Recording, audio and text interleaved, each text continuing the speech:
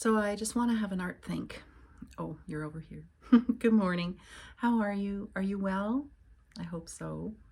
I am well today too. I slept well and I woke up well, and I have been experimenting with having my hands off the phone more often and challenging myself to, while I was in the deepest part of my depression, I needed to connect, and I couldn't connect with real people in real time because I was just upset with people in general and very, very betrayed, feeling very betrayed and upset about my relationships in the PhD program and how there was hidden aspects that I wasn't aware of, and coming to terms with my neurodivergent mind and what that meant for me. And so I could only connect through the lens.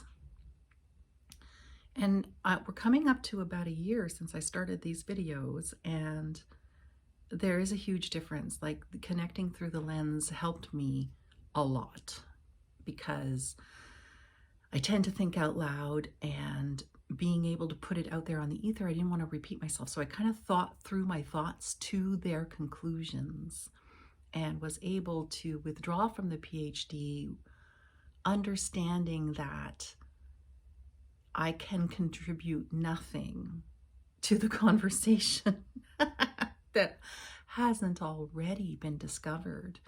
And I think that's the big delusion in academia, that people really believe somehow that they're special, and they're not, and we're not. I mean, we are special in that each one of us is a unique individual human being. That's the specialness. But in terms of what we can achieve and accomplish, none of that is an individual achievement or accomplishment, and therefore doesn't deserve really any individual accolades either, does it? Well, the PhDs still exist and people still do them, but I don't. What I really wanted to do during my PhD, and I didn't because I was saving all my ideas for my great dissertation, which is no longer. Therefore, don't save your ideas. Do them when you have them.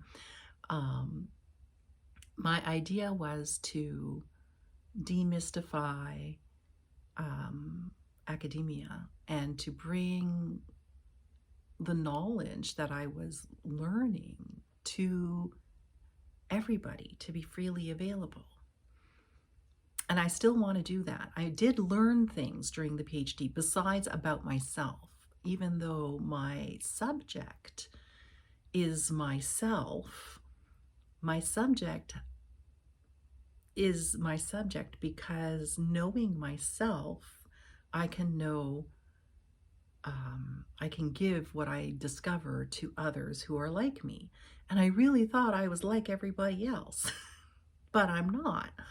So when it became clear to me that I am not like everybody else, the whole reason for my PhD went poof.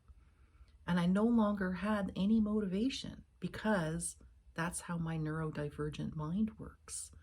If there's not a selfless, actual need, reason for an action, I find it really slides down on the value scale in terms of importance of doing. Because the most important thing is to love one another and invest in the relationships that you are currently in. I invest in the relationships that I'm currently in. And the PhD was taking me away from that. It was barely, I was working to gain knowledge, but also to understand at the limits of my abilities. And when I got COVID, my abilities diminished, and I was not able to work at that level, which already had been the limit of my ability. I didn't have any extra bandwidth to pour in to maintain the level of productive output that I had at one time achieved. I couldn't do it anymore. I still can't actually really read the way I used to. I can speed read and have meaning, which is the reason for reading, is to understand what you're reading, right? People can speed read and not understand, but I can speed read and understand. And I can still speed read, which is something that I couldn't do last year at this time. I could not. My reading was about 10 times slower, and I'm not even exaggerating. But my understanding was gone too. I wasn't able to retain, because of the speed was so slow, I wasn't able to retain meaning from one sentence to the next. I couldn't get through a sentence and understand it. That's how bad it was. So looking back on it, I realized that it must have been long COVID that was taking away whatever energy resources that I had been devoting to cognitive endeavors, you know. Now, I believe that I've got my cognition back, but I don't want to sacrifice it for a PhD that isn't new. It's not new knowledge. There is no such thing. I can relate my experience, but that's not what everybody wanted. So the path is clear. If I'm going to share my experience, then I have to share my art. So that's what I'm doing now, in full force. Now, I was just painting. You can see some of them in the background. So I have, you know, a couple of paintings there from my childhood, and I'm working on that. Childhood memories, stories to be made into a picture book. And it's an examination of 3 childhoods, my grandfather's, my mother's, and my own. My grandparents, I should say, and I'll treat my mother's grandparents as one set of childhoods and my father's parents as a second set of childhood. And because my father was raised without knowing his own father, I'm going a generation back again there and using my great-grandparents, who I do know a little bit about, in that whole analysis. So I'm tracing a cultural history of childhood through my family, my 2 sides of my parents, basically, my lineage, I should say. And as a subset of that, I'm going to be writing about the French babies, women. So my mother, my aunt, my grandmother, and myself. And that's a subset of the larger childhoods project. And I painted my aunt and my mother as babies, portraits from photographs. And I had a photograph of my grandmother as a baby at below a year, right? All the photographs are taken before the children are a year old, and I have one of myself. So I've got those 4 portraits done, and now it's time to write about them. Excuse me. So that's going to be coming up. I'm going to be thinking aloud. And what I'm going to do, I'm developing kind of like a systematic portrait analysis that has something to do with, like, I'll look at the image, and it cannot be based on my childhood memories, because these are all portraits taken before a year old. So I don't have a memory of being that age. Well, I do have a memory of learning how to walk at 9 months old. So I do have some very early memories, but I don't have memories of that portrait, and I don't have many memories. So I really have to go with what the information is in the photograph and in the portrait. So I, as a painter, and this is where the self-analysis comes in, I, as a painter, what are the assumptions that I hold about childhood? What did I leave in the portrait from the photograph? What did I take out? What did I change? How do I respond emotionally to the photograph, and how did that come through in the portrait? What was the essence? What was I trying to say?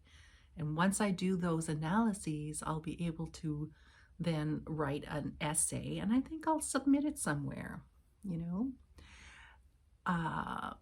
Broad strokes, I see an evolution in the photographs from my grandmother being photographed as a little doll to my aunt, who was photographed, the first of my grandmother's babies, photographed also as a little doll, but not quite as sexualized, not quite as dressed up, not quite as advertised. Look, this is going to be a beautiful woman one day. Don't you want to get to know this family? You know, ew. So there was an evolution in what the little baby girl represented culturally there from one generation to the next. And then in my mother's baby photograph, so she was the second baby, there's even more evolution. Now the baby's not even naked. Now the baby is fully dressed, still representing her mother, still representing the care that she's given through the crispness and newness of her outfit. And also, I will deal with the baby's expressions later on, but the clothing or the lack of clothing is really something that I want to talk about. And then we come to the final photograph, which was my own self-portrait as a baby. It's not self-portrait, my own portrait photo. Again, taken in a photographer's studio, you know, more formal baby pose. And this one was to be done naked, except my mother was like, nope, she's going to put on some clothes. So she put on a little pair of pants to give me a bit of dignity. So in that photograph, the baby is considered to have even more self than in any of the other photographs, where they were really only signs for the care, symbols. Now the baby is herself. I find that very interesting. The girl child is allowed to have some dignity, some privacy, because she's present in the moment. She's not disregarded. So that's what that essay is going to be about. And yeah, hope you enjoyed listening to my thoughts. And if you have anything to say about them, I do want to enter into conversation. I want to connect. So I don't want to keep harping on like all the other YouTubers do. They have an introduction, they say who they are, what their channel's about, and they ask for comments. But I am saying that I'm willing to have conversations that are about what I'm talking about. And that's why I'm putting this request at the end, because I kind of have a feeling that like I don't look at the analytics or anything, because I do believe it's a waste of my time. But I'm pretty sure that people are not watching. So if you are, let me know. Love you to death. Bye now.